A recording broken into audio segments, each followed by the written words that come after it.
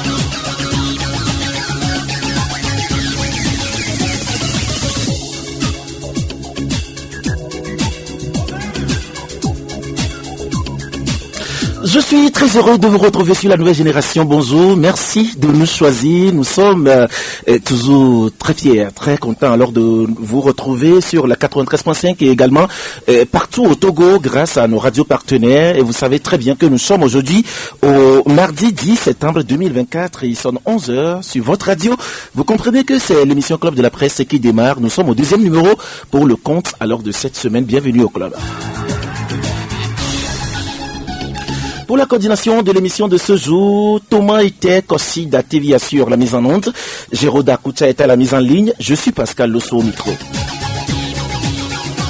Comme toujours, vous nous suivez partout au Togo grâce à nos radios partenaires. Radio Lumière à Anéro, Radio La Paix à Atakpamé, Central FM à Sokodé, Sky FM à Badou, Radio Daoul à Bassa, Sama FM à Niamtougou et puis Radio Courtoisie à Dapaon. Merci à vous tous qui nous suivez aussi partout dans le monde grâce à nos différentes plateformes digitales, à savoir notre chaîne YouTube et aussi notre page Facebook. Mais n'oubliez pas, vous nous suivez également à travers nos radios partenaires en ligne, notamment Ibn Radio et Radio Les Bénin. Club de la presse, vous le savez très bien, c'est le décryptage, le débat et l'analyse de l'actualité d'ici et d'ailleurs. Et c'est avec nos confrères journalistes en studio avec moi, Jean-Baptiste Satisso. Bonjour. Bonjour Pascal, bonjour aux auditrices et auditeurs de Canal FM. J'espère que tu vas bien. Oui, nous rendons grâce à Dieu. Je rappelle que vous êtes le directeur de publication du journal Écho du Monde et aussi du site d'information corpsdiplomatique.com, bien, c'est ça? Corps diplomatique news.tg. Ah d'accord, bien sûr. Merci pour la précision. Voilà, Eric Parkoudjo Johnson, bonjour. Bonjour Pascal, bonjour chers invités, bonjour Jean-Baptiste, bonjour chers amis auditrices et auditeurs de Canal FM. J'espère que tu vas bien. Oui, ça peut aller, merci. Dieu merci. Alors nous sommes au mardi, on comprend que Claude Tissasiobo doit être avec nous puisque nous animons une chronique littéraire déjà chaque mardi. Claude, bonjour. Bonjour, bonjour. Claude, comment tu vas? Ça peut aller. D'accord, mais bien avant de parler alors de la littérature, nous allons parler musique d'abord avec notre confrère Yann Namagba. Yann, bonjour. Bonjour Pascal. J'espère que tu vas bien. Ça va très bien, je rends grâce à Dieu. Dieu merci. Alors nous voudrons bien sûr parler ou ouvrir cette émission avec ce concept Fiala. Fiala, vous êtes le chargé de communication du concept Fiala. Fiala, c'est une rencontre alors des enfants de Dieu ou du corps de Christ pour célébrer, adorer, faire la louange également du Dieu Tout-Puissant. Alors finalement, c'est quoi le concept? Comment ça se décline? Alors le concept se décline tout juste comme ça. L'histoire a commencé en 2022 quand la mission internationale Hôtel de Bethel une organisation chrétienne qui porte un message d'amour, de paix, d'harmonie. Initie cette soirée-là pour permettre à tous les enfants de Dieu, nous sommes tous des enfants de Dieu, hein, pour permettre à toute la population de se rencontrer dans une soirée pour célébrer le Seigneur. Donc ça a commencé en 2022, en 6 juin.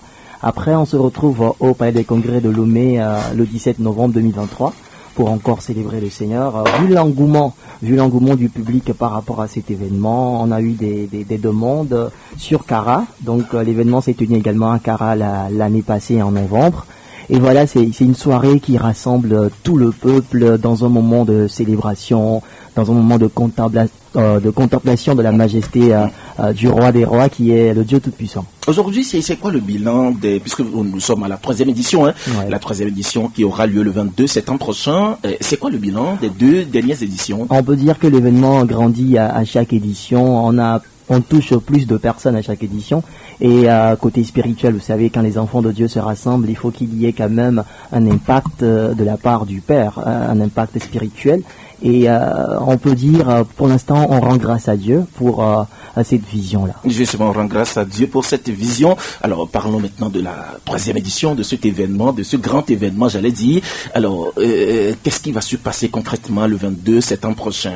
Alors, la 3e édition s'annonce encore avec beaucoup de couleurs et beaucoup de vibrations spirituelles, puisque c'est une soirée à caractère artistique et spirituel. Donc cette année, on se retrouve au CTF Togo 2000 sur l'Esplanade à partir de 16h le 22 septembre pour célébrer le Seigneur. On a plusieurs artistes qui sont invités cette année. Et on a Luc Dario, on a Merveille, on a Jean Capilou, on a Dave Gibless, on a José Grace Béni qui nous vient de Cara. Ce serait quand même un plateau artistique qui va faire du bien à toute la population qui va effectuer le déplacement ce 22 septembre à partir de 16h au CTF Togo 2000. Et ce qui est encore intéressant cette année pour les amoureux de la bonne musique, il y aura de la musique pour tous les âges, hein, pour tout le monde. Donc c'est ça. Justement, parlons du plateau artistique avant de donner même la parole à Eric, qui voudrait bien sûr vous poser une question. Ouais. Alors, parlons alors du plateau artistique. Quelle sera la forme de ce plateau artistique que vous allez nous présenter? Est-ce que ce serait diversifié et aussi varié? Ouais, diversifié et aussi varié. Il y a Merveille qui est une... je m'en vais dire, c'est une petite fille, mais qui a une très belle voix, qui chante très bien, qui est assez d'actualité aujourd'hui dans le monde du gospel. On a Luc Dario également, qui est un grand adorateur du Seigneur. Jean Capilou, qui fait partie de la mission. Nous avons José Grace Béni, vous savez, ça fait longtemps, on l'a plus vu à Lomé sur scène, mais quand on était à Cara en novembre dernier, c'était une prestation, en tout cas, qui a marqué les esprits, et on s'est dit, pourquoi ne pas offrir voilà, cette atmosphère à nos amis de Lomé également. Donc c'est ça. Et puis Dave Gibless, c'est un compositeur aussi, c'est un instrumentiste. Donc il sera sur scène pour exécuter une nouvelle chanson avec le groupe. D'accord. Donc c'est un peu ça. Eric? Ouais, cher ami, je voudrais savoir si Fiala est un festival, un concert ou un culte. Voilà. Alors, qu'est-ce que Fiala promeut par rapport à tout ce que vous venez de dire? Ouais, Fiala, c'est pas un festival. Et dans notre jargon, on ne parle pas trop de concerts aussi. On parle souvent d'un rendez-vous divin, c'est-à-dire c'est une soirée de célébration où on vient en tant que chrétien, en tant qu'enfant de Dieu, en tant qu'humain, célébrer le Dieu Tout-Puissant. Donc c'est pas un festival, c'est un culte d'adoration. C'est tout comme une soirée de reconnaissance. C'est une soirée de gratitude, une soirée d'adoration surtout, parce que le roi, chaque fois que le roi invite les gens, il faut que la population puisse sortir massivement pour vénérer le roi et lui dire qu'il est merveilleux. Voilà. D'accord. Est-ce que c'est fait sciemment? Je veux bien parler du fait que sur ce plateau artistique, on ne voit pas des grands tenors de la musique gospel du Togo, mais bien sûr des gens que vous avez, des jeunes que vous venez alors de citer, qui vont prester le 22 prochain. Est-ce que c'est fait sciemment? Voilà, l'idée c'est de ne pas offrir la même chose aux gens chaque jour. L'idée aussi derrière Fiala, ce n'est pas les artistes qui font la soirée en fait. c'est l'impact spirituel et puis ce que la personne dégage en termes artistiques, c'est ce qui est important au-delà de tout. Donc ces gens-là qui sont sur la scène, venez les découvrir ou soit venez les redécouvrir dans une autre dimension. Quelle sera la place de Miap Koya dans cette célébration dont vous pouvez en parler? Alors depuis 2022, c'est le grand groupe qui anime cette soirée-là. Donc cette soirée sera animée à 100% par la grande chorale de la mission internationale Hôtel de Bethel qui est Miap Koya. Donc c'est ce groupe-là qui va accompagner tous les artistes qui seront sur scène le jour-là. Donc disons que c'est le groupe hôte. Justement, voilà. C'est le groupe hôte. Alors Yann, si nous allons clôturer cet entretien, qu'est-ce que vous allez dire au public pour l'événement alors du 22 septembre prochain? Bien sûr, c'est la 3e édition de Fiala. Voilà, chaque année, le défi c'est de toucher plus de personnes. Et à la première édition, il y a une partie de la population qui nous a fait confiance. La deuxième édition également, ils étaient plus nombreux, à Cara également et tout. Et il y a déjà certaines personnes qui ont fait le déplacement depuis Cara pour venir suivre cet événement-là. Ils sont déjà à Lomé. C'est vrai que c'est une semaine après la rentrée, mais ils ont essayé d'aménager leur programme pour participer à cet événement. Donc c'est de leur dire de faire le possible pour participer à ce rendez-vous-là, parce que Dieu va se manifester puissamment, mais au-delà de ça, ce sera un moment de joie, un moment de partage, un moment d'harmonie, un moment de prière. Donc ne ratez pas le rendez-vous, c'est ce 22 septembre 2024 à partir de 16h au CTF Togo 2000, et on insiste, on rappelle que l'accès est gratuit. L'accès est gratuit pour tout le monde. Voilà. C'est sans distinction de religion et tout. Juste, tout le monde est invité. C'est le corps de Christ tout entier qui se retrouve au-delà même d'ailleurs du corps de Christ. C'est tout le peuple togolais qui est invité, c'est ça? Des fois, quand on dit des corps de Christ, il y a certaines personnes qui ne se sentent pas. Donc, moi, je vais dire qu'on invite tout le monde. Tout le monde est invité. Tout le monde aime la musique. D'accord, voilà, justement. donc tout le monde aime la musique. Ouais. Merci beaucoup, Yann Mangba, d'être passé dans cette émission. Merci, Pascal. Donc, le rendez-vous, justement, le plaisir est partagé. Le rendez-vous, c'est le 22 septembre, bien sûr, au CTF Togo 2000, à partir de 16h. C'est bien ça. Merci beaucoup, Yann, d'être passé dans cette émission. Merci. Je rappelle que vous êtes le chargé de communication du concept Fiala. Merci d'être passé. Vous disiez tout à l'heure que tout le monde aime la musique, et je sais que lui, il est chroniqueur littéraire, conseiller également de la littérature, mais il aime aussi la musique, n'est-ce pas, Claude? Sauf la sourde, il n'aime pas la musique. Il n'écoute pas.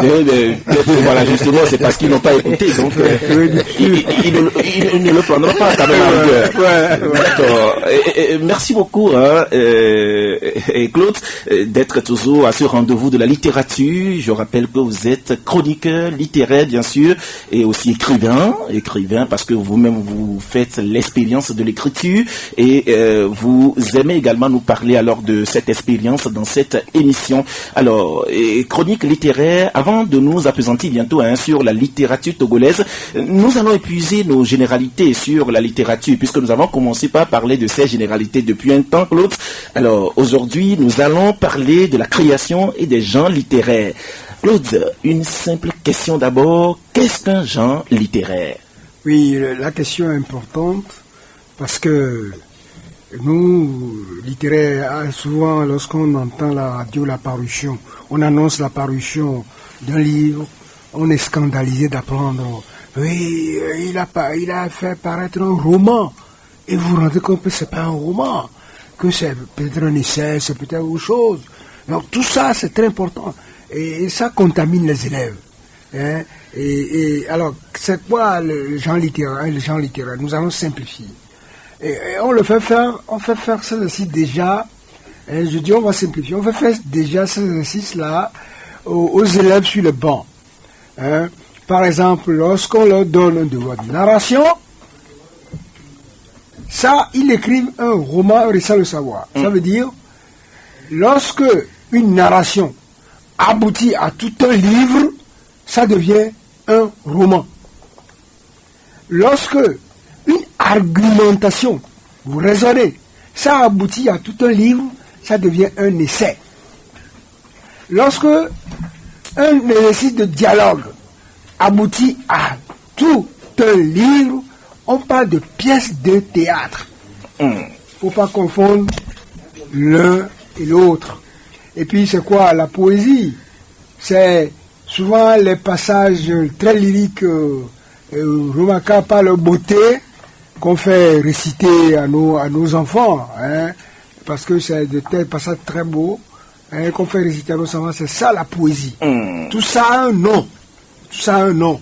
Je peux préciser aussi que roman et théâtre ont cette spécificité que les deux racontent une histoire. D'accord. De manière différente. D'accord. L'un en dialogue, l'autre avec le récit. Voilà. Vous parliez tout de suite de la poésie. Alors, quelles sont les qualités d'un poème? Et pour répondre à cette question, nous allons mieux répondre à cette question pour lever même des confusions dans des têtes, des gens qui ne sont pas avertis.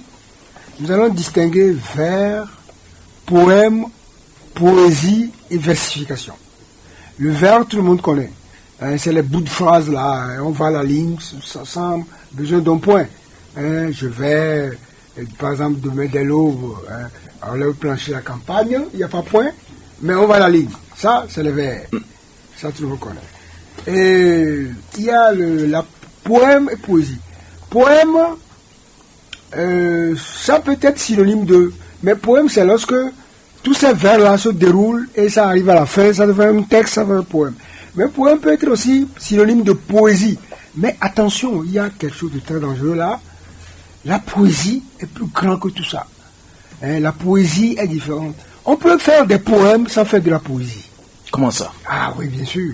Lorsqu'on aligne des idées jusqu'à la fin, et c'est froid, on peut l'appeler entre guillemets poème sans poésie. C'est quoi la poésie? La poésie, c'est un langage qui vit de sujection. On sujette les idées. On sent des arrière-plans. Il y a un filigrane. Hein? On dit quelque chose, mais on voit quelque chose dedans qui vous fait frémir. Il y a un arrière-plan. S'il n'y a pas ça, c'est pas de la poésie. Hein? Et ça vit on dit pour le faire, deux sortilèges.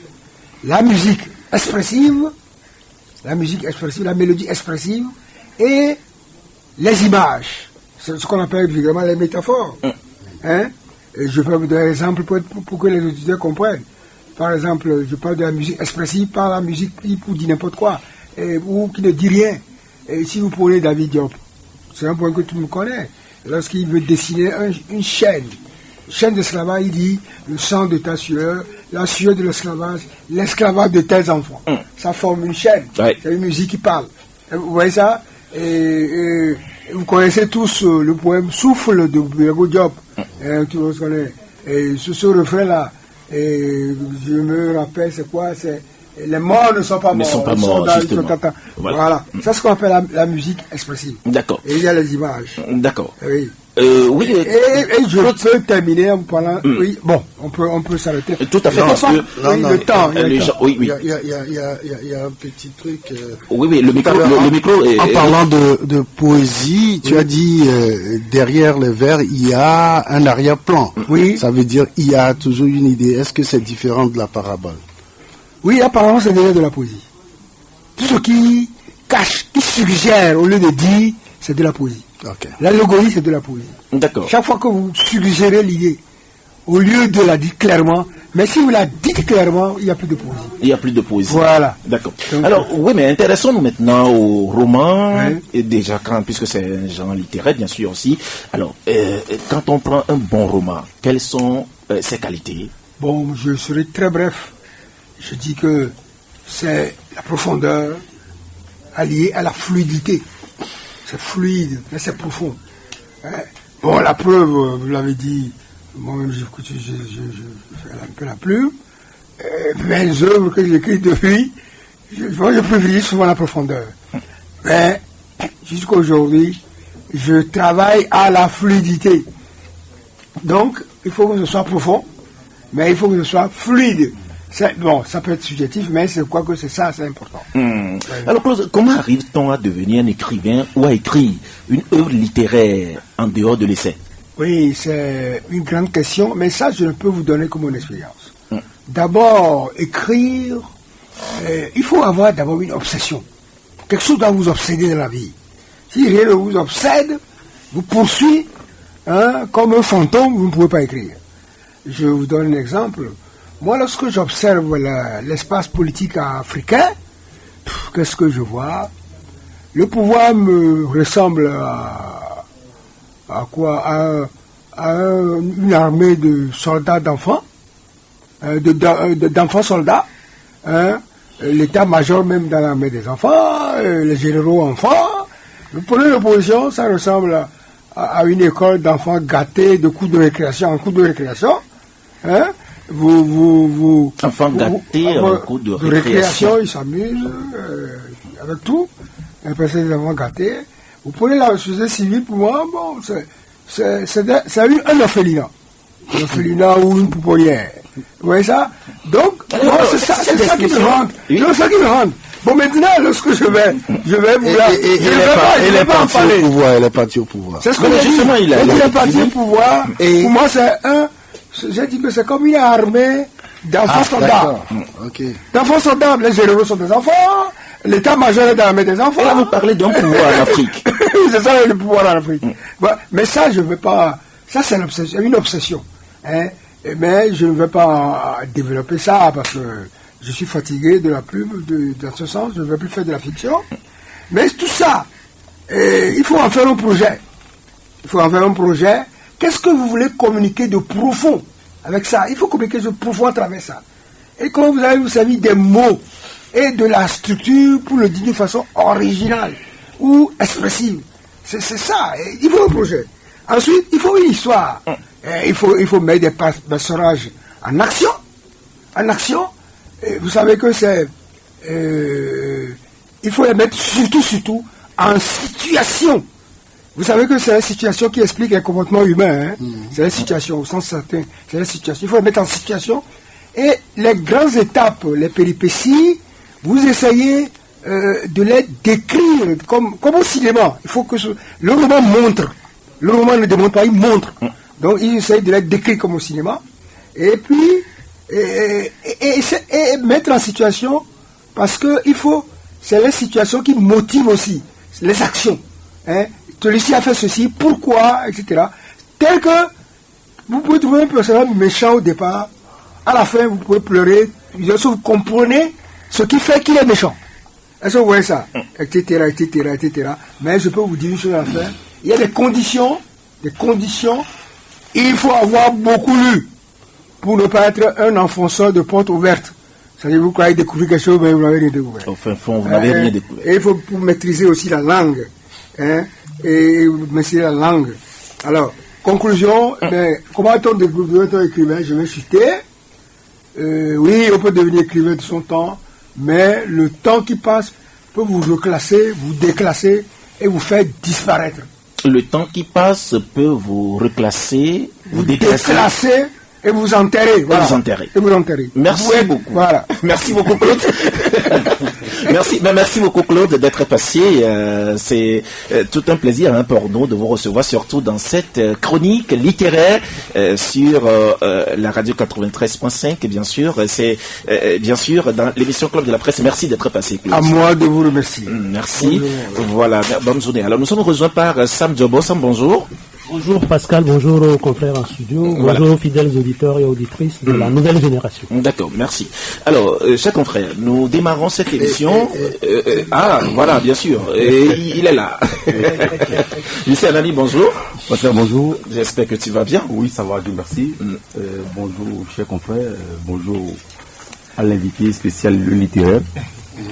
Et bonjour à tous ceux qui nous sont en ce moment. D'accord, merci. Alors, Jean-Baptiste, nous démarrons cette émission avec le football. Je ne sais pas si vous avez suivi le match Togo Guinée équatoriale hier. Vous l'avez suivi? Bon, en fin de match. En fin de match. À peine 5 minutes, bon, dans le temps additionnel quand même. D'accord. Ce qui est sûr, le score, c'est 2 buts partout. 2 buts partout. D'accord. Alors, 2 buts partout, alors, allons nous dire que c'est une victoire. Oui, bon, je crois que si nous observons bien l'état dans lequel se trouve le football togolais, avec l'arrivée du nouvel entraîneur il y a à peine 2-3 semaines, nous devons avoir l'espoir et l'espérance que tout peut aller mieux. Et en communion d'esprit, nous devons être derrière le nouvel entraîneur et prier 3 fois pour que les éperviers volent loin. C'est ce que nous pouvons dire, parce que avec les deux premières sorties, avec les scores de match nul, bon, certes, nous n'avons pas gagné, mais néanmoins, il y a quelque chose qui se profile à l'horizon et nous devons rester optimistes en croisant les doigts que tout ira mieux. D'accord. Eric, je sais que vous aimez bien le football. Vous avez suivi le match hier. Oui, pour ce qui concerne la première journée, le premier match à l'heure du Togo, c'était bien sûr à Kégué ici, face au Libéria. Nous avons vu aussi le score, c'est 1 but partout aussi. Et hier, c'était 2 buts partout. Alors, est-ce que ça veut dire que l'espoir est permis? Vous savez, j'ai toujours été optimiste pour notre équipe nationale. Hein. C'est pas forcément parce qu'il y a une bombée d'arrêt aujourd'hui que j'ai de l'espoir. J'ai toujours eu de l'espoir. Pourquoi? Parce que je dis, notre équipe nationale a traversé des péripéties et je crois qu'aujourd'hui il y a un travail de fond qui se fait et ça va prendre le temps que ça va prendre, mais je garde toujours espoir que nous irons loin avec l'équipe qui est aujourd'hui avec Nibombé d'arrêt. Le vendredi, on était tous au stade et oui, le but de Denke nous a tous émerveillés. Et ce que je peux reprocher tout de suite à notre équipe, c'est que après ce but, on a commencé par jouer le temps. Mais ce n'est pas possible. Parce que vous êtes sur vos installations, vous devez continuer par jouer, par faire peur à l'adversaire. Mais là, on a commencé par jouer le temps, le gardien qui prend le ballon, il reste par terre, il fait ses petits shows, etc. Mais pendant ce temps, vous oubliez que les autres, parce qu'ils étaient à un certain moment fatigués, ils reprennent quand même de l'énergie et ils peuvent à tout moment vous surprendre. Et c'est ce qui a été fait. Moi, je disais aux gens, mais jouons. Pourquoi on veut jouer le temps? On veut pas aller tout de suite de l'avant. Alors que quand vous avez marqué le but, l'adversaire est sonné. L'adversaire va chercher rapidement à égaliser. Pendant ce temps, vous profitez d'un petit cafouillage et puis vous pourrez marquer un autre but. Mais quand vous faites tout cela, vous permettez à l'adversaire de se remobiliser et sur une séquence anodine, on a égalisé le but. C'est vraiment pas bien. Il faut que le staff technique revoie un peu cela. Vous avez marqué, continuez pas à jouer. Mais c'est quand on vous marque que vous jouez. Vous êtes pressé de jouer. Mais quand vous marquez, vous n'êtes plus pressé de jouer. Hier, comment on le dit, Dame Chance était de notre côté également. Vous savez, il y a ce que nous disons toujours. Les gens parlent de ce monsieur Baudet, à qui on doit verser une certaine somme. Vous savez, il y a cette énergie négative-là qui suit aussi l'équipe nationale. Il ne faudrait pas l'oublier. Énergie négative venant de qui? Venant du public. Pourquoi je dis du public? Parce que le public togolais ne croit plus trop à notre équipe nationale. Et à chaque fois qu'on joue un match, on se dit, qu'est-ce qu'ils vont faire? Il y a un monsieur qui dit, remettez-moi de l'argent, sinon... Mais cette situation joue psychologiquement sur le public. Les gens étaient au stade. Le stade était plein. Mais c'était pas avec une certaine conviction. Les gens se disaient, mais si Baudet faisait encore quelque chose. Mais c'est pas forcément qu'il va faire quelque chose. Mais ça hante les esprits. Et ça donne une onde négative par rapport sur l'équipe nationale. D'accord, ok. Samedi, bon, si à un moment donné, il est arrivé que peut-être les gens ou le public togolais ne croient plus à cet élément fédérateur alors du football, c'est parce qu'il y a des précédents. Oui, vous savez très bien que le football togolais a connu des acteurs qui se sont toujours regardés en chien de faïence.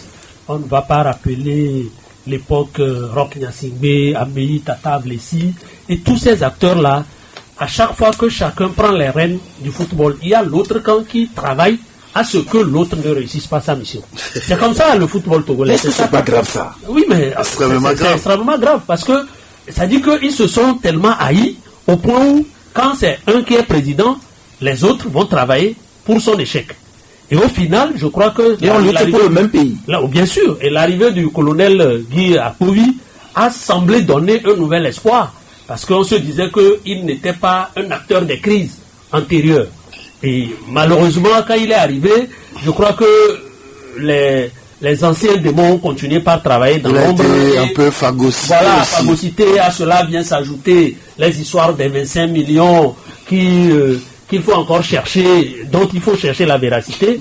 Et au final, le public togolais, qui est tellement fou amoureux des éperviers, a semblé être réticent en ce qui concerne l'amour qu'ils ont pour la mère patrie ou pour le football. Et heureusement que la dernière fois, on a vu un semblant de remobilisation, parce que toutes les artères qui débouchaient sur le stade étaient bondées soit de véhicules ou de motos. Le stade avait fait son comble, mais je pense qu'il y a espoir, comme le disait Eric, avec l'arrivée du nouveau staff, avec en tête Nibombe Daré. Je pense que l'espoir est permis. Et moi, je pense que au premier match, si les éperviers avaient gagné, il y a une grosse tête qui pouvait être piquée, et au second match, même, on aurait pu perdre. Moi, j'ai préféré qu'on ait gardé le nul et que l'entraîneur et son staff se disent qu'il y a des challenges pour lesquels ils n'ont droit à aucune erreur. Et quels sont ces challenges en question? Les challenges, c'est de permettre à nos éperviers de se qualifier pour la prochaine Coupe d'Afrique au Maroc. Parce que vous savez, on se rappelle de l'époque des Kodovi Mawena, des Tchadile Bana, et qui ont vraiment fait vibrer le football togolais, quel que soit le reproche qu'on pourra leur faire. Tchadile Bana, je crois que c'est en son temps que le Togo a été qualifié pour le Mali. Il y avait une canne au Mali, c'est avec Tchadile Bana. Mais au moins, un entraîneur national a pu faire qualifier notre équipe. Mais après, il y a eu des expatriés, les Tom Saint-Fields, les Paolo Duarte, les Claude Leroy, à part l'époque de Cheyi, qui a quand même pu faire des prouesses pour amener notre équipe jusqu'à la Coupe du Monde. Tous les autres, là, ils sont venus se sucrer sur le dos du Togo, et après ils sont partis. Mais aujourd'hui, avec Nibombe Daré, moi je pense que l'espoir renaît, et tout le Togo doit vibrer à l'unisson pour porter les éperviers au firmament du football. D'accord, ok, merci beaucoup Sam. Alors, juste un ami, quand on prend le classement aujourd'hui, nous sommes deuxième après l'Algérie qui occupe la première place, nous sommes deuxième, et le Libéria qui vient troisième, avec la Guinée équatoriale qui ferme la marche. Alors, on pourra dire quand même que l'espoir renaît, hein?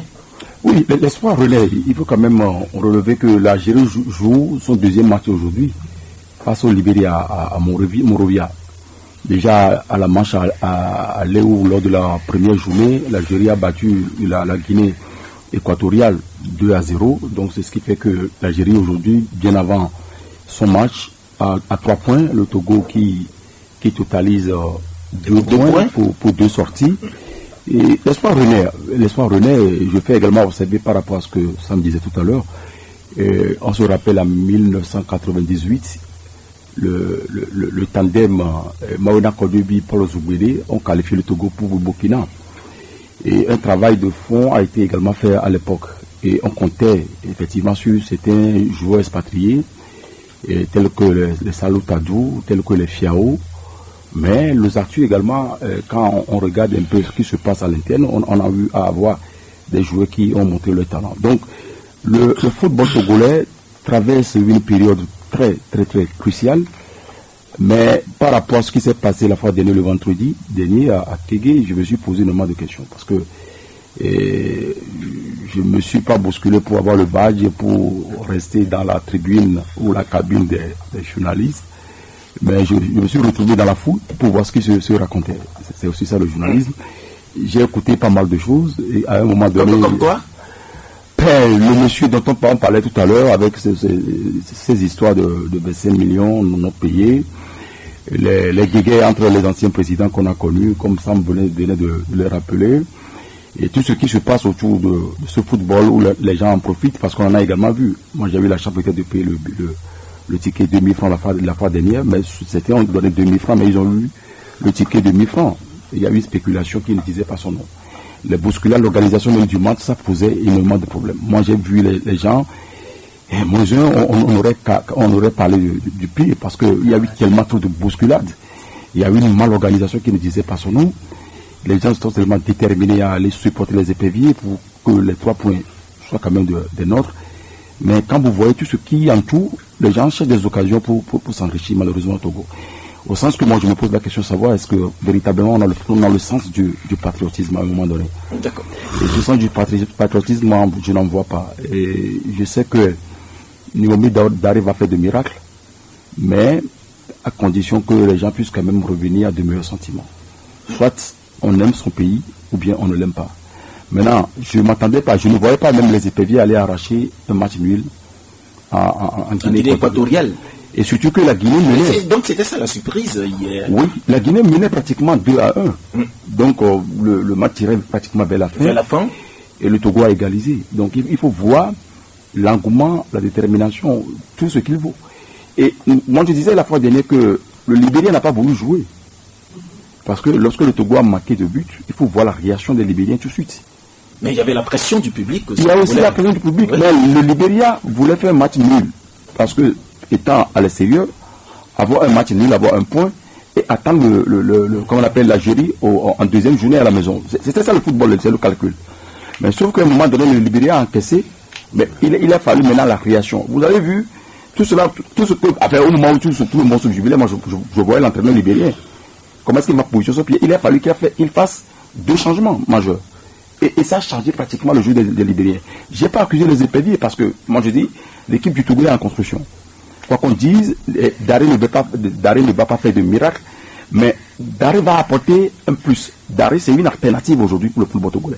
Donc, quand on le soutient, avec la manière, avec tout ce qu'il y a comme background, moi je pense que ça peut apporter. Mais au-delà de tout, il faudrait qu'on ait le sens du patriotisme. On aime son pays, le Togo, ou bien on ne l'aime pas. Voilà. Merci beaucoup, Justin. Ali Legrand, bonjour.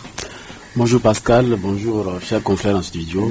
Toutes mes excuses pour le retard. Bonjour auditrices, auditeurs de la belle radio. Alors, nous sommes en train de parler alors de la performance du Togo dans ces 2 jours, c'est-à-dire les 2 jours alors des éliminatoires et pour la CAN Maroc 2025. Finalement, vous voyez l'équipe togolaise très loin déjà? Pascal, merci. Je ne dirais pas très loin, mais je dirais qu'il y a de beaux jours pour le football togolais. Parce que, vous savez, il faut être positif. C'est ça aussi, faire notre part. Et encourager ceux-là qui se démerdent pour faire quelque chose. Tel que les confrères l'ont dit, la dernière fois, pour nous autres qui étions sur le terrain, je dis que ça fait des années, moi je n'ai plus vu une foule comme ça à Lomé. Oui. Même quand le Sénégal, la dernière fois que l'équipe sénégalaise était à Lomé, il n'y avait pas cette foule. Et tout simplement pour dire que, quelque part, les Togolais, beaucoup de Togolais comme moi d'ailleurs, croient en ces jeunes entraîneurs. Je vais parler d'Arré et tout son staff. Parce que vous savez, c'est le club de ceux-là qui ont hissé le Togo très haut à un moment donné. Quand vous voyez Kader, Daré, Abalo Dossé et Agassa, c'est tout le groupe. Et donc, au-delà de tout ce qui s'est passé au moment du recrutement de l'entraîneur, vous avez vu que ces Togolais sont soudés et tout le monde attend à voir ce que le jeune Daré, entre guillemets, pourra apporter à cette équipe. Et je fais partie de ceux-là qui ont été au stade. Et dans un premier temps, j'étais sorti justement pour faire un peu ce que j'appellerais le sondage, l'observation.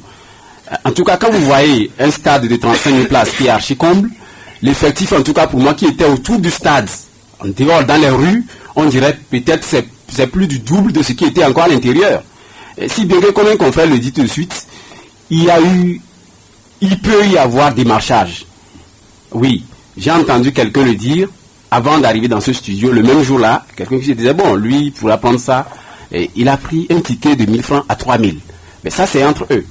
Bon, pour dire que, quelque part, aujourd'hui, le Togo a démarré. Et c'est l'occasion pour nous d'encourager cette équipe du Togo à aller le plus loin possible, en tout cas participer à la prochaine Coupe d'Afrique des Nations au Maroc. Vous savez, l'équipe guinéenne, c'est cette équipe-là qui avait battu la Côte d'Ivoire, championne d'Afrique, en titre 4 buts à 0. Et donc, quelque part, ce n'était rien, le match d'hier. Et quand vous voyez le fond du jeu, je dis, l'équipe togolaise a de beaux jours devant, parce que, au début, on avait peur. Moi, je suis bien les matchs. Quand vous voyez le fond du jeu au niveau des éperviers, les passes, ce n'était pas ça. Pour, en tout cas, les 30 premières minutes. Quand il n'y a pas de certitude. Après, moi, j'ai vu des joueurs en confiance qui sont vraiment battus jusqu'à la fin.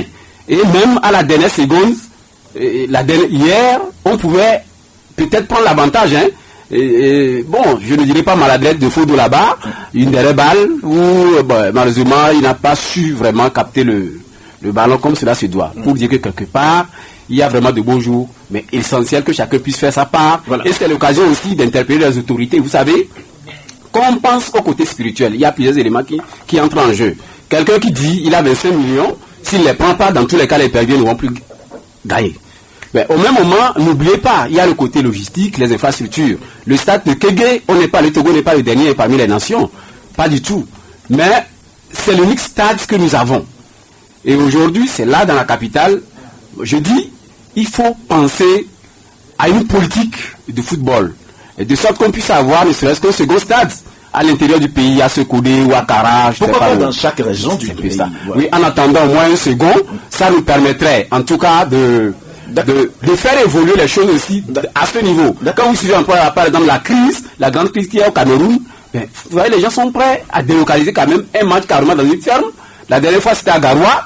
Ça permet aux jeunes du milieu de vendre un peu à la sauvette, comme le confrère le directeur de Suisse. C'est aussi l'occasion pour d'autres de faire le commerce. Et la dernière fois, beaucoup ont beaucoup gagné encore à travers les objets. Merci beaucoup, Ali. Merci. Je pense quand même qu'on va arrêter le débat concernant le football. Nous suivons toujours la prestation lors des éperviers du Togo. On en parlera toujours dès que l'occasion nous sera prêtée au club de la presse. Mais nous allons parler politique. Jean-Baptiste, c'est vous qui nous donnez alors le sujet. Hier, on en parlait même d'ailleurs avec Liberté qui titrait par rapport au CPC. Et Liberté qui a écrit CNAP, CPC, et ces instruments fantoches du pouvoir pour flouer l'opposition. Vous écrivez aussi ce matin à travers un article, le CPC, un marché de dupes consacré aux jetons de présence. C'est bien ça? Oui, justement, Pascal, c'est ça le terme, le titre que nous avons choisi pour notre article. Pourquoi vous parlez de marché de dupes? Ok, merci bien. Vous savez, depuis presque 2 ans déjà, à l'issue de la grande crise que notre pays a connue suite aux élections présidentielles de 2020, le pouvoir avait mis en place ce qu'il a qualifié de CNAP, concertation entre les acteurs politiques. Oui. Alors, après cela, les discussions ont abouti à la mise en place de ce qu'ils appellent le CPC, cadre permanent de concertation. Et ce cadre, selon les initiateurs, est destiné à évoquer, à parler des sujets d'intérêt national. On en est là où il y a eu plusieurs réunions de ce cadre, mais curieusement, qu'est-ce que nous avons vu? Le grand sujet d'actualité politique au niveau de notre pays, c'est le changement de constitution qui a été adopté notamment par certains députés du pouvoir avec leurs alliés et sa promulgation le 6 mai dernier par le chef de l'État. Mais chose curieuse, c'est que le CPC qui est censé discuter des questions d'intérêt national n'a pas justement évoqué le sujet concernant le changement de constitution. Alors, maintenant que les dés sont pipés, on met les acteurs politiques devant un fait accompli, qui est le changement de constitution. Maintenant, la question que nous nous posons, comment se fait-il que ce sujet-là, qui est d'intérêt national, qui préoccupe les Togolais, sur le territoire national qu'à l'étranger, pourquoi ce sujet n'a pas fait l'objet de discussions entre les acteurs politiques qui siègent au sein de ce CPC, et maintenant c'est lorsque le fait est déjà consommé, selon le pouvoir, qu'on convoque maintenant une réunion à laquelle on demande aux acteurs de travailler pour que d'oublier de passer, d'accepter cette nouvelle constitution comme étant déjà actée, et de travailler pour que les institutions soient mises en place dans un bref délai. Alors c'est pour cela que nous avons estimé que on ne peut pas quand même dire qu'une structure est dédiée aux questions d'intérêt national, qu'on ne parle pas de cette constitution-là, ce sujet ne soit pas évoqué, et maintenant le pouvoir qu'il a fait de façon unilatérale à 10 jours d'un double scrutin. Et maintenant, aujourd'hui, on appelle les acteurs politiques pour dire que travailler pour mettre en place les institutions, je crois que c'est un marché vraiment de dupes, et les acteurs politiques se disent responsables de l'opposition. Merci beaucoup Jean-Baptiste. Merci beaucoup Jean-Baptiste. Oui, mais Ali Legrand. Oui, Pascal, en abordant le sujet politique, permettez s'il vous plaît que j'exprime ma pensée pieuse à l'endroit de la famille Aïdam, de sa famille biologique et politique. Vous savez que l'ancien ministre a tiré sa révérence hier matin. C'est l'occasion de le dire. Vous savez, la mort, elle a toujours tort, mais malheureusement, elle a toujours raison de... Oui, il y a le professeur Adbayom aussi. Oui, allez-y. L'éternel des armées fortifie la famille, sa famille biologique et sa famille politique. Et revenant sur le sujet politique, je voudrais dire que le cadre permanent de concertation, tel que ça se passe au niveau de l'administration territoriale, vous savez, les politiciens ont leur plan. Et je dirais le sujet lié à la Constitution, pour moi, c'est déjà du passé. Parce que pour arriver en tout cas, à freiner cela, il fallait que cela puisse avoir lieu avant la promulgation du texte. Et dès lors que cela est sorti, a été promulgué, sorti dans le journal officiel, moi j'estime, à mon humble avis, c'est vrai que ces acteurs politiques pouvaient encore faire semblant à en parler comme si l'on pourrait encore remettre cela en cause. À mon humble avis, oui, c'est déjà du passé. Et aujourd'hui, il faut penser plus au développement, au sujet de développement qui préoccupe les Togolais. Nous qui avons... D'accord. Eric, est-ce que vous pensez aussi que c'est un marché de dupes, ce cadre permanent de concertation? Écoute, moi j'ai toujours été un partisan du dialogue. Il faut que les gens les gens continuent toujours pas dialoguer, quelle que soit la situation, parce que vous savez, vous ne pouvez pas faire la politique et dire que vous avez toujours raison. Vous pouvez sortir des théories, mais tant que en face de vous, vous n'avez pas d'interlocuteur, tant qu'en face de vous, vous n'avez pas des gens qui apportent la contradiction, je pense que vous ne faites pas la politique. Et je crois que le CPC, pour moi, c'est pas un marché de dupes, parce que, autrement dit, il y aura toujours quelque chose qu'on va en tirer. D'accord. Est-ce qu'aujourd'hui, quand on fait le bilan, qu'est-ce que le CPC a à son actif aujourd'hui? Non, politiquement parlant. Oui, avant d'aborder le bilan du CPC, il faut rappeler que le Togo lui-même est un pays de tradition de dialogue. Parce que ça n'a pas commencé avec le CPC. Souvenez-vous, Jussi Anani, Eric Johnson, peut-être même dans la moindre mesure Jean-Baptiste Atisson, qui ont un certain âge. Qui ont un certain âge pour vous dire que l'histoire des dialogues a commencé depuis l'avènement même de la démocratie. Parce que si vous jetez un coup d'œil autour de nous, dans certains pays, où les incompréhensions de la démocratie ont conduit des peuples à la guerre civile. Il y en a eu.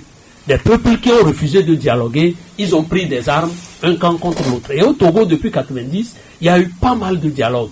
Il y a même des dialogues Colmar, Ouaga 1, Ouaga 2, accord cadre de Lomé, Non, Togo Télécom, c'est récemment. C'est récemment, ça. Ça, c'est sous Faure C'est pour ça avant lui, de se taire. avant lui, il y avait pas mal de dialogue. Et c'est ça qui a permis aux acteurs, même si les gens ne reconnaissent pas le bien fondé de ces dialogues, ça a permis au moins aux acteurs politiques de ne pas se regarder en ennemi, mais de se regarder en adversaire. Et au-delà de tout ce que les dialogues pouvaient produire comme accords et autres, il fallait que chacun dans son camp travaille à accomplir sa vision, à savoir soit conserver le pouvoir ou accéder au pouvoir. Et je pense que c'est sur ce point que les avis divergent. Maintenant, au niveau du cadre permanent de concertation, oui. Moi je peux pas, il ne faut pas jeter le bébé avec l'eau de bain. Aujourd'hui, on peut reconnaître que c'est dans ce CPC-là qu'il y a eu des accords en ce qui concerne l'organisation des élections. Il y a, de toutes les façons, au moment où tous allaient, parce que c'est aujourd'hui que l'ANC n'y va plus. Quand ça a commencé, l'ANC y allait. Donc aujourd'hui, moi je pense que l'autre le disait, Ali le disait, le sujet même phare actuellement, ce n'est pas le sujet de la Constitution. Je ne pense pas que le sujet là est à l'ordre du jour, puisque l'actuel président disait que ce sujet-là est derrière et il faut que l'opposition travaille à ce que dans 6 ans... Non, en fait, Jean-Baptiste posait la question, ou bien a posé l'interrogation concernant ce sujet, parce qu'on se dit, mais écoutez, CPC, nous avons un cadre pour discuter de la Constitution, mais alors, à l'époque où, du moins, son introduisait, ils n'en ont pas discuté. Ils n'en ont pas justement. Parlé. Oui, moi, je pense que si les discussions n'ont pas été menées ou n'ont pas abouti, c'est la faute à tous les acteurs, puisque à l'époque, c'est tous les acteurs qui étaient là. Donc aujourd'hui, si Jean-Baptiste dit que c'est un marché de dupes, peut-être il a les éléments qui lui permettent d'apprécier. Mais moi, je pense que, à mon humble avis, que c'est un cadre qui a permis au moins à tous les acteurs politiques de s'entendre sur le minimum pour aller aux élections. D'accord. Dans les élections, merci beaucoup. Oui, Justin Anani. Alors, aujourd'hui, quels sont les résultats tangibles que nous avons alors de ce CPC? Moi, je n'en vois pas. Je n'en vois pas. Parce que quand on parle du CPC, sans pour autant peut-être jeter de discrédit sur qui que ce soit, je dis c'est le contexte qui pose problème. Et quand est-ce qu'on a mis en place le CNAP dans un premier temps et puis par après est devenu CPC? Et quand on parle d'un marché de dupes, j'ai l'impression que c'est le jeu politique auquel nous assistons dans notre pays et qui fait dire, qui fait écrire un certain nombre de choses dans la presse. Parce qu'on a l'impression que le pouvoir a son agenda caché. Maintenant, pour les questions de la conservation du pouvoir, le pouvoir passe par tous les moyens pour jouer avec les acteurs politiques, notamment ceux de l'opposition, et qu'au finish, c'est lui seul qui tire les pleins du jeu. C'est lui qui sort toujours gagnant. Et je pense que lorsqu'on s'inscrit dans cette idéologie, elle est plus que gravissime, parce que ne pas dire que lorsque nous avons le pouvoir, nous allons passer par tous les moyens pour le conserver, pour ne pas favoriser l'esprit de l'appartenance, pour ne pas accorder au mot de violence sur ce que la majorité des Togolais souhaitent. Le CPC qui est là aujourd'hui, et ça va apporter quoi lorsqu'il y a un débat fondamental sur le changement de la Constitution? Est-ce que le CPC d'avant, les recommandations, toutes les propositions qui ont été faites ont été mises en œuvre? Et on a parlé tout à l'heure de la coca de Lomé, les sujets qu'on a eu à accepter de part et d'autre, que ce soit le dialogue qu'on a connu en 93, que ce soit Colmar, avec tout ce qu'on a connu Ouaga 2 et tout le reste. Seulement, il y a une volonté manifeste de la part des tenants du système qui ne veulent pas lâcher de l'Est. Si ça se passe comme ça, certainement on trouvera toujours à dire. Comme Mme Adjamagou et Brigitte a eu à le dire au nom de, comme on l'appelle, de la DMP au cours de la conférence de presse de la semaine dernière, ça dit tous les sujets seront débattus. La DMP est partie à cette discussion pour apporter au moins peut-être sa contribution ou ses propositions. Maintenant, les deux sujets ont été discutés la fois dernière, le renouvellement du bureau, tout a été renvoyé et puis l'installation de nouveaux bureaux. Voilà. Maintenant, prochainement, on va voir comment est-ce que ça va évoluer et apprécier. Mais tout de go, il faut quand même dire que ceux-là qui ont accepté au lendemain de la présidentielle de 2020 que les discussions sérieuses soient quand même portées sur le contentieux électoral et qui ont préféré que ce cadre-là soit installé. Et en lieu et place des discussions sérieuses, moi je dis aujourd'hui que ce sont eux-mêmes qui ont prêté du franc. Maintenant, si aujourd'hui ils refusent de ne pas y aller, on attend de voir ce que ça va donner dans les jours à venir. Ok, merci. Nous allons quitter le sujet rapidement. Non. Alors, oui, quittons le sujet. Donc, quittons le sujet. On quitte le sujet. On reste toujours en politique. Et je ne sais pas si votre analyse va concorder avec ça, mais on reste en politique. On reste en politique. Eric, c'est vrai que vous parlez alors de Faure Gnassingbé au FOCAC 2024. On sait que en marge alors de cette rencontre, il y a le président de la République qui a été l'invité spécial pour une conférence sur la bonne gouvernance. Et au cours alors de cette rencontre, le président de la République pour la première fois a évoqué le changement de constitution au Togo en parlant alors de ces réformes constitutionnelles et aussi institutionnelles et administratives alors qui se déroulent aujourd'hui au Togo. Et quand on écoute le président de la République se prononcer sur le sujet, on comprend tout simplement qu'il le dit avec clarté et aussi avec une compréhension qui ne dit pas son nom. Est-ce que ça veut dire que finalement Faure Gnassingbé serait la personne même d'ailleurs qui était l'instigateur de cette nouvelle constitution? Le dire comme ça, ce n'est pas vrai, puisque tu parles de clarté dans ses propos, mais il n'a pas dit qu'il a voulu cela. Il n'a pas dit comme ça. Et il n'a pas dit non plus qu'il ne l'a pas voulu. Justement, et donc dire que c'est lui l'instigateur, je crois que on sera tout faux. Mais ce que je comprends à travers les propos du chef de l'État, c'est que notre pays a besoin de changements profonds au plan institutionnel et politique. Et donc, il étant le garant des institutions de la République, il a permis quand même que les gens échangent là-dessus et que les gens fassent des propositions. Et je crois que là où nous sommes aujourd'hui, il a déjà promulgué la constitution de la 5e République le 6 mai dernier. Et donc ça veut dire que cette constitution-là est déjà en vigueur. Et donc pour lui, ce qu'il faudrait faire, c'est de faire en sorte que ces institutions-là deviennent forcément des institutions fortes pour que le pays puisse avancer au plan de développement. Et je crois que le président a encore essayé d'expliquer... Ça n'a pas été fait. Non, allez-y. C'est une bonne chose aussi d'écouter mon ami Atisso. Quand on parle, il réagit, c'est bien. Mais il ne faut pas qu'après ils disent qu'on le bloque, justement. Et donc, je continue en disant que le chef de l'État veut également permettre aux autres acteurs qui ne sont pas forcément à l'Assemblée nationale de participer au débat et d'apporter leur contribution. D'où la nécessité d'aller à ce dialogue au CPC. D'accord. Alors, Jean-Baptiste, quand on écoutait le chef de l'État se prononcer, même d'ailleurs sur cette nouvelle constitution et également de la bonne gouvernance, et le chef de l'État a épinglé un certain nombre d'institutions comme FMI, OMC et beaucoup d'institutions. Est-ce que finalement, on dirait que le chef de l'État en est un modèle? Bon, je crois que... En matière de réforme, oui, bon, je crois que... Et de la bonne gouvernance. Tu trouves la réponse à ta question, parce que... Non, justement. Il a posé la question s'il est un modèle. Et la réponse, c'est clair. Il n'est pas du tout un modèle. Alors, oui, bien sûr, il n'est pas un modèle. Ça dit que bon, les deux confrères, allez-y, Eric et Sam Jobon semblaient ne pas comprendre le fond de mon article quand j'ai dit tout à l'heure. Justement, on l'a pas lu. C'est ça, parce que c'est un marché de dupes, parce que moi, je n'ai jamais été contre le dialogue.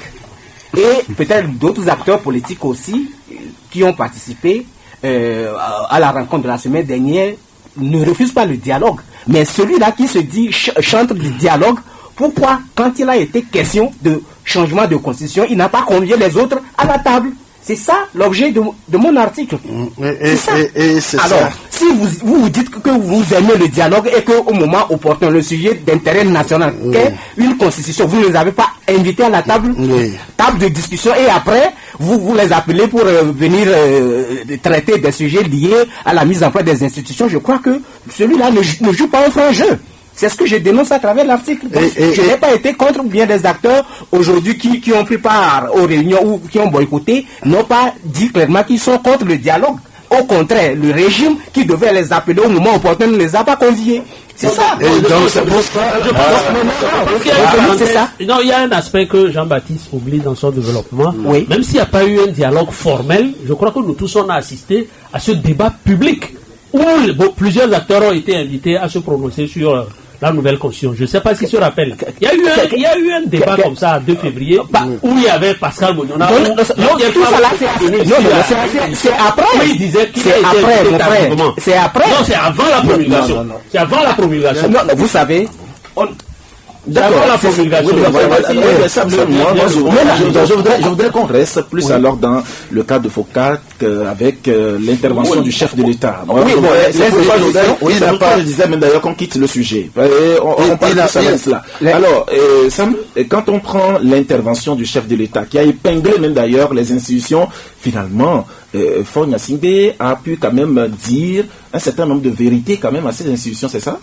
Non, ce n'est pas la première fois. Le chef de l'État, il n'a pas la langue dans la poche. Hein. Quand il a l'occasion, s'il faut dire la vérité, il dit la vérité. Ce n'est pas la première fois qu'il dit la vérité aux grandes institutions. Quand vous le suivez dans ces développements, il y a des réalités qu'il évoque. Quand il évoque la question de l'immigration, la question de la destruction de la couche d'ozone, tout ça là, il épingle les institutions internationales.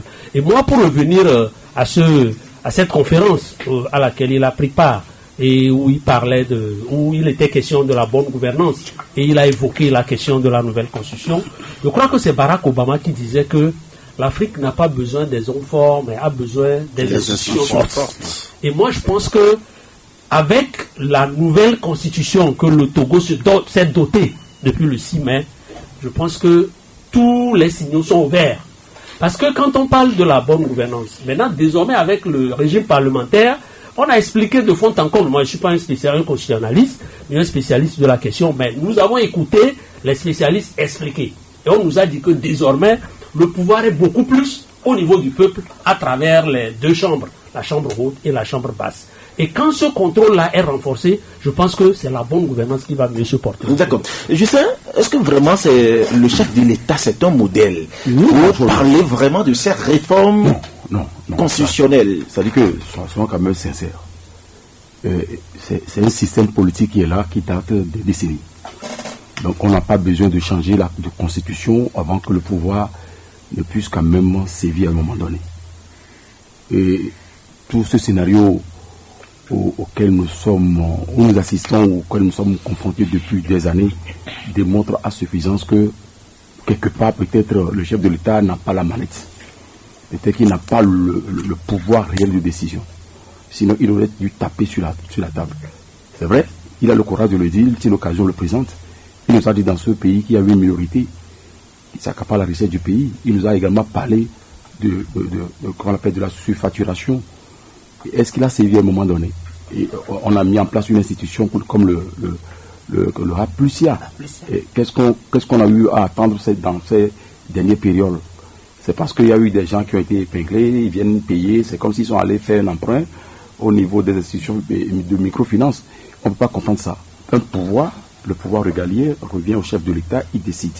Quelqu'un qui n'arrive pas à rentrer dans le bain, on le sanctionne. Malheureusement, on ne sanctionne pas. On a l'impression que le pouvoir qui dirige le Togo depuis des années, à un moment donné, est devenu un pouvoir où les gens sont sortis du néant, ils sont devenus des milliardaires, des richissimes hommes, où on se pose la question, qu'est-ce qu'ils ont fait pour en arriver là? Et on a l'impression également comme si ce sont des copains, des amis, les coquins qui sont ensemble et qui se partagent la manette, et la grande majorité des Togolais est là, n'arrive pas à s'offrir au moins 2 repas par jour. Donc, si le chef de l'État a eu le courage de faire ce genre de déclaration devant les institutions, mais moi je pense qu'il doit aller au-delà. Parce que épingler une institution à l'interne, ou à l'externe, et qu'à l'interne, on fait semblant comme si, rien ne se passe, on dénonce, il ne faut pas dénoncer. D'accord. Il faut véritablement sanctionner. Appareil diplomatique extérieur. Ok. Alors, nous allons en arrêter là par rapport au débat du jour, puisque je sais que nos compatriotes sont à l'écoute et ils veulent aussi participer à ce débat avec nous.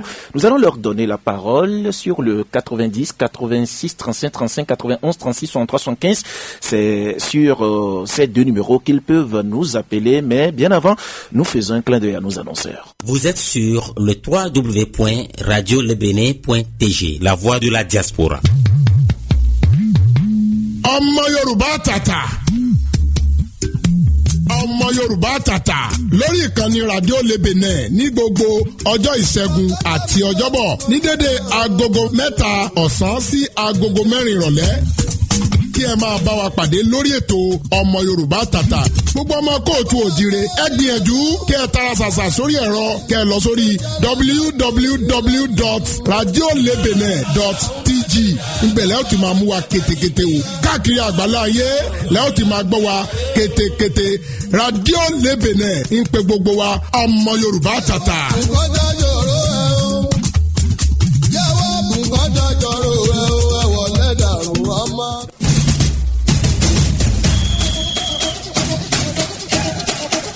Enfin, suivez l'actualité sportive sur Radio Lebene au Togo. Grand sportif tous les lundis de 9h à 10h avec la rubrique Face à l'acteur. Rediffusion les mercredis soirs de 19h à 20h.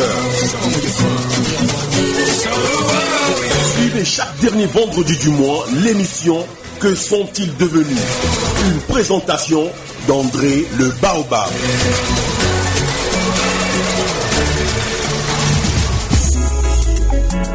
Radio Lebene. Radio Lebene. La voix de la diaspora vous présente Génération Live. Génération Live, c'est une émission sur les musiques africaines et caribéennes. Désormais, le grand rendez-vous, c'est chaque vendredi à partir de 15h GMT. Génération Live, c'est aussi une randonnée musicale où vous trouverez vos artistes togolais ou de la diaspora en studio. Une vraie parade où l'on s'attelle chaque vendredi à partir de 15h GMT sur le www.radiolebene.tg. Génération Live. Vous êtes sur le www.radiolebene.tg, la voix de la diaspora.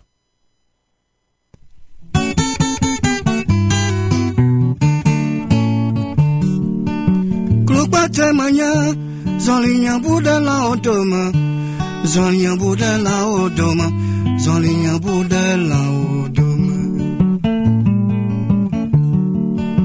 Glokba Temanya Zolinya Buddha la Odoma Zolinya Buddha la Odoma Zolinya Buddha la Odoma Eyamanamo China China China Yamanamo Chino, Chino, Chino, Yamanamo Chino, Jogba Sedwa Madame Tamate, Sedwa Madame, Jogba Sedwa Madame Tamate.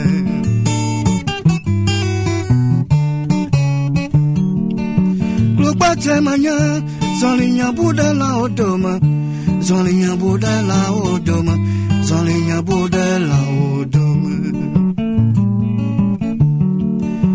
Glokba Temanya, Zolinya Buddha la Odoma, Zolinya Buddha la Odoma, Zolinya Buddha la Odoma. Yamanamo Chino, Chino, Chino, Yamanamo Chino, Chino, Chino, Yamanamo Chino, Jogba Sedwa Madame Tamate, Sedwa Madame Te. Jogba Sedwa Madame Tamate, Sedwa Madame Te, oui, Jogba Sedwa Madame Tamate.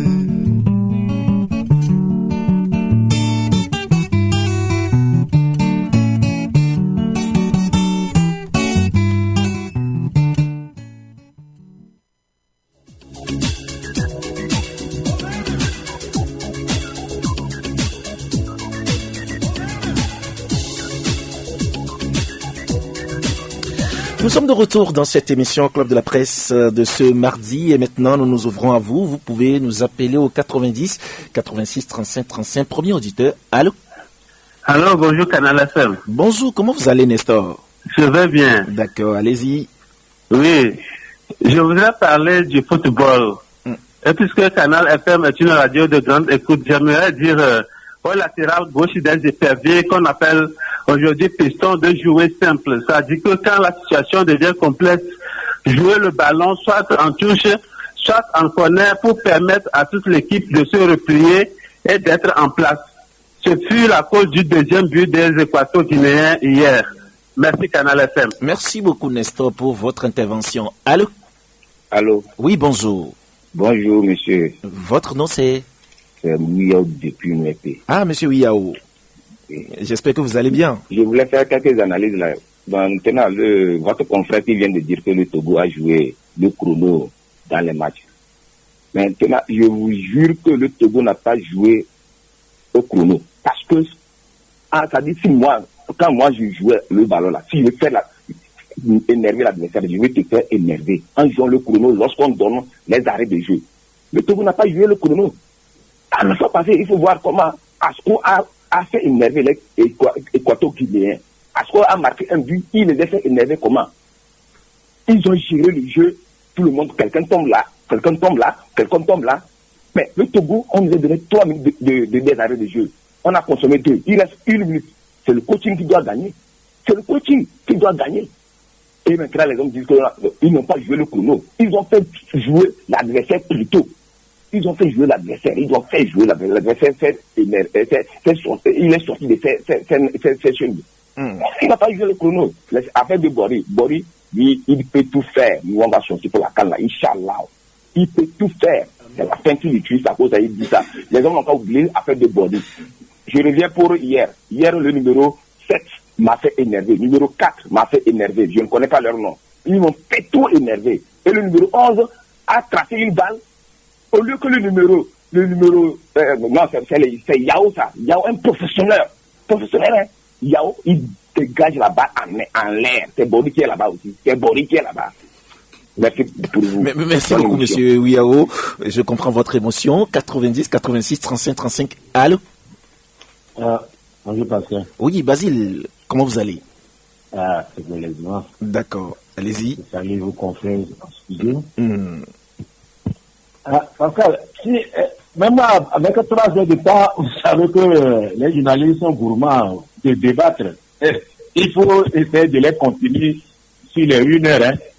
Sinon, même jusqu'à 3 heures de temps, ils seront là en train de parler. Surtout quand vous avez beaucoup d'annonceurs.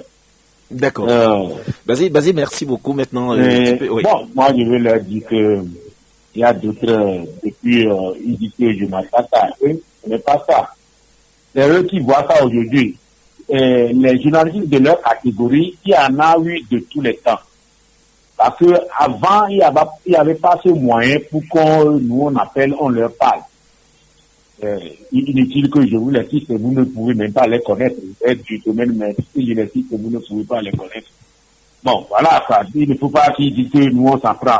Quand nous on dit quelque chose et ils viennent et ils oui, mais Basile, je serais très intéressé par déjà tes arguments et tout ce que tu vas dire sur un sujet donné, puisque jusque-là, vous parlez que des confrères sans parler des sujets. On en a déjà parlé. Oui, mais parlez plutôt alors d'un sujet sur lequel nous avons débattu ici. Il dit que le chef de l'État a prononcé. Moi, j'ai écrit quelque part. Le chef d'État a parlé de la bonne gouvernance. Je me demande où est-ce que nous, notre gouvernance, notre bonne gouvernance se trouve. Mais quand lui-même, il s'en va, il parle ça comme ça ailleurs. Alors que dans le pays, nous, on vit autre chose. Finalement, le Togolais est voué à quoi? C'est ce que moi, je me demande. Mais ce que je dis comme ça, vos confrères vont dire le contraire de ce que je dis.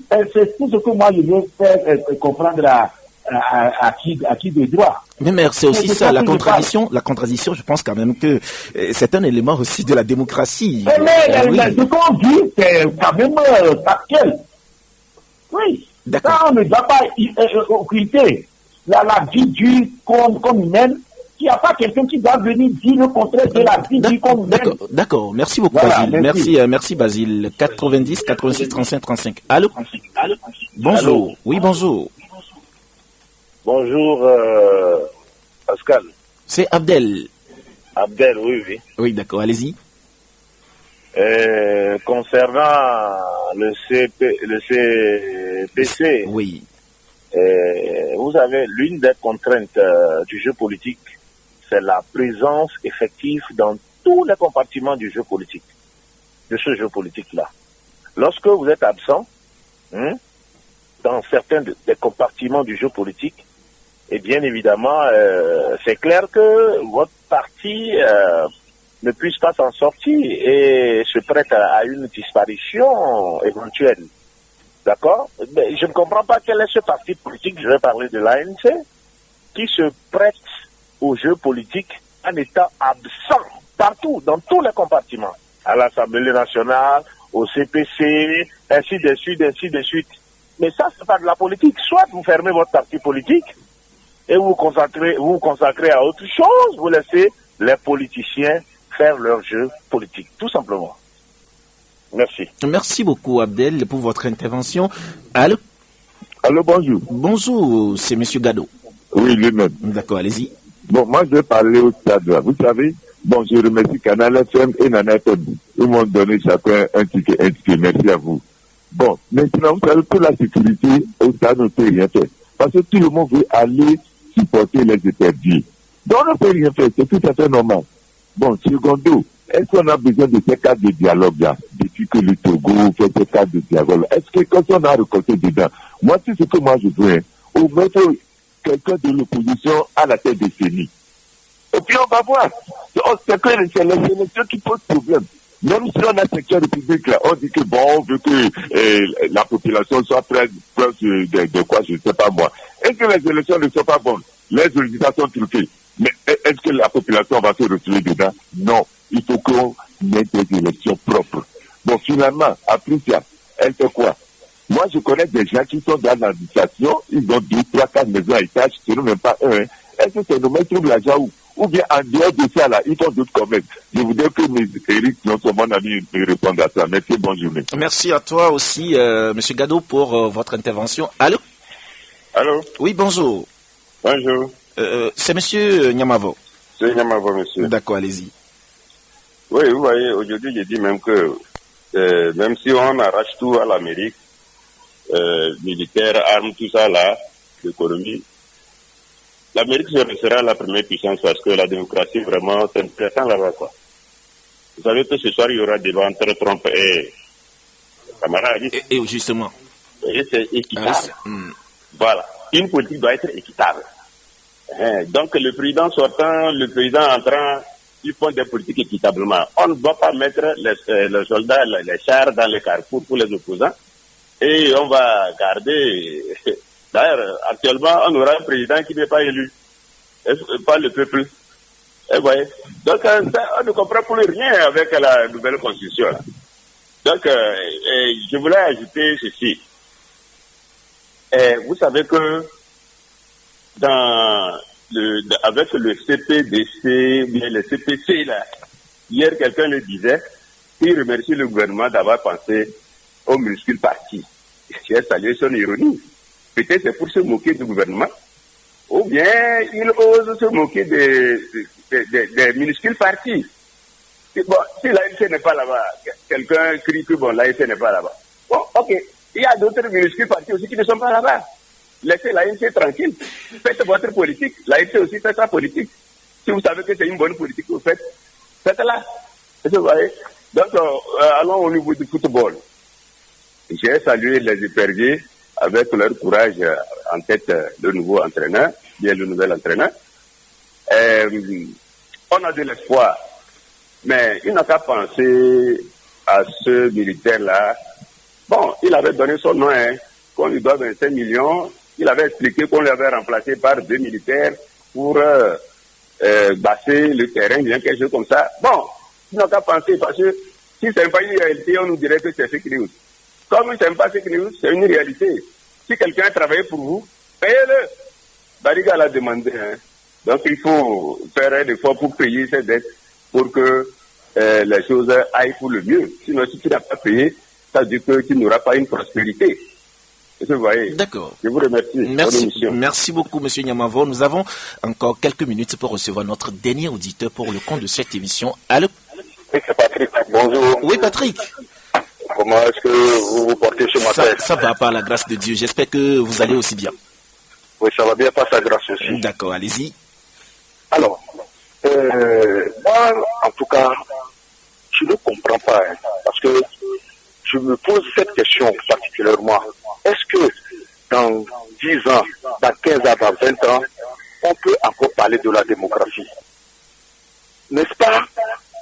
Elle ne porte pas en elle le problème de sa destruction comme l'impérialisme. Parce que des pays qui sont des modèles ont des difficultés à faire asseoir la démocratie. Je ne comprends pas. L'Amérique, dont quelqu'un vient de le dire, l'Amérique, la France, actuellement, vous savez que le premier ministre qui a été nommé a déjà des contestations au sein de la population. Tout à fait.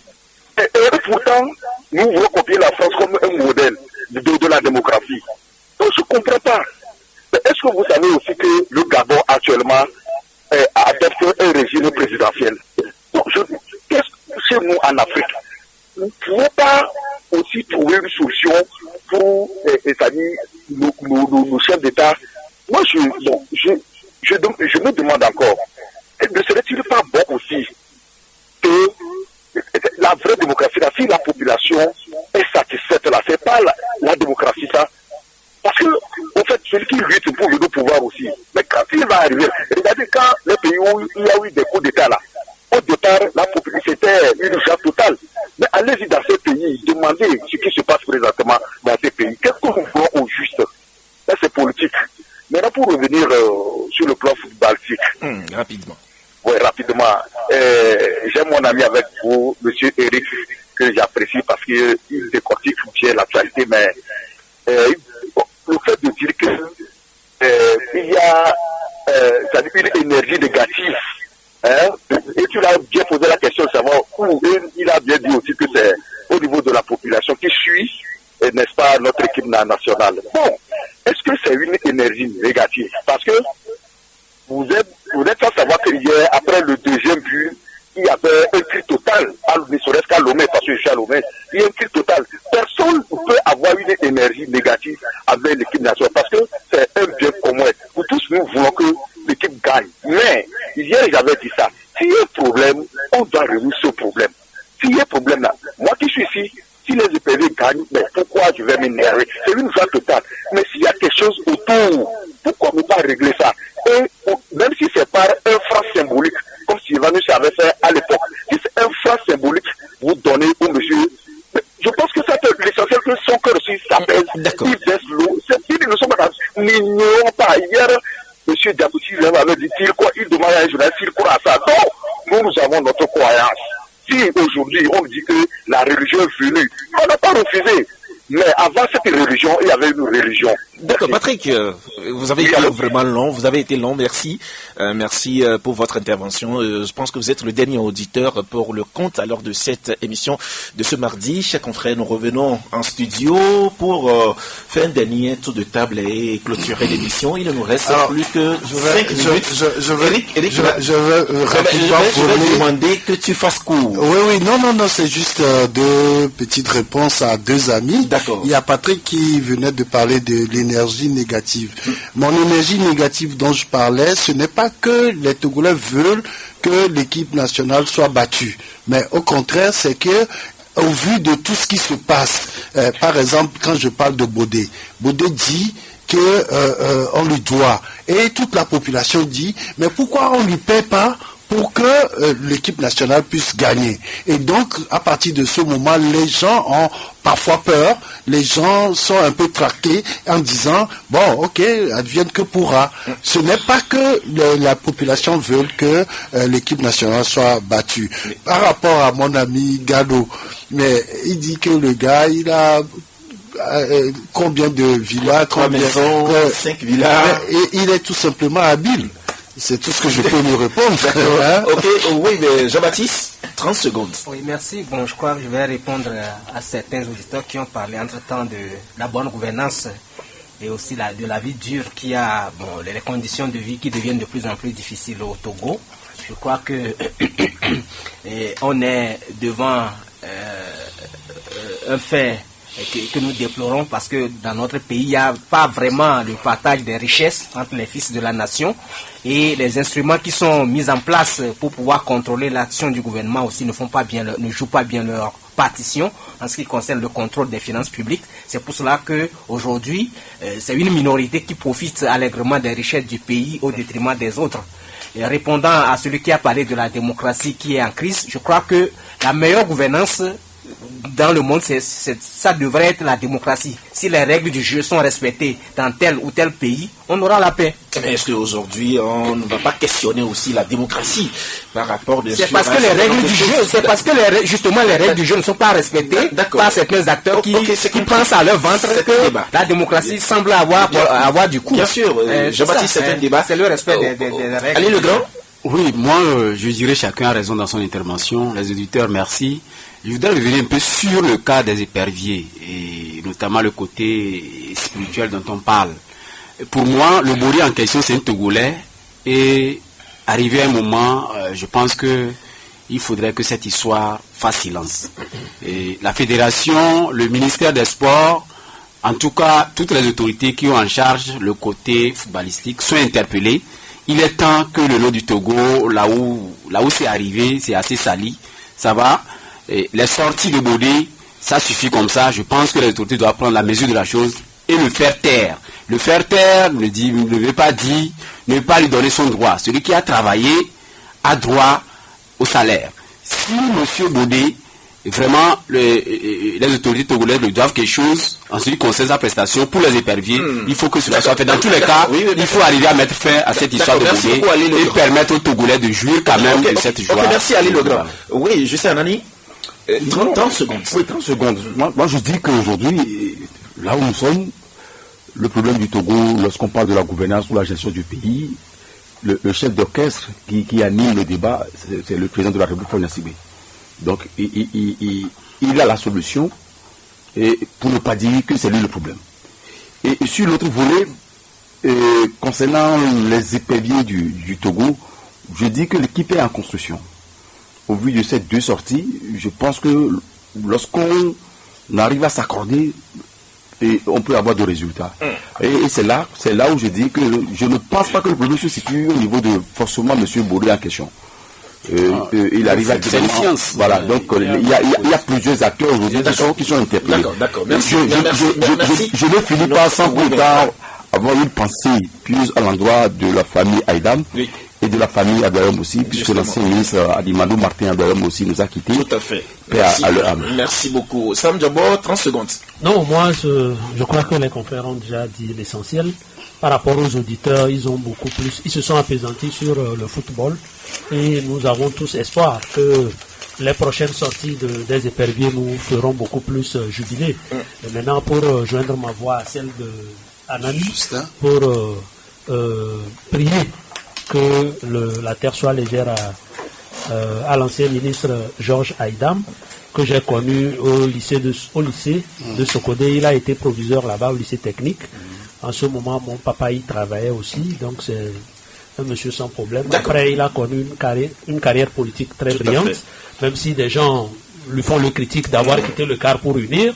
Je pense que c'est des gens qui ont compris que la politique n'est pas statique, mais elle est dynamique. Voilà, c'est le mouvement aussi de la politique. Alors, merci beaucoup, Sam Djabo, d'être passé. Je voudrais juste dire un petit mot par rapport au monsieur Abdel qui a appelé.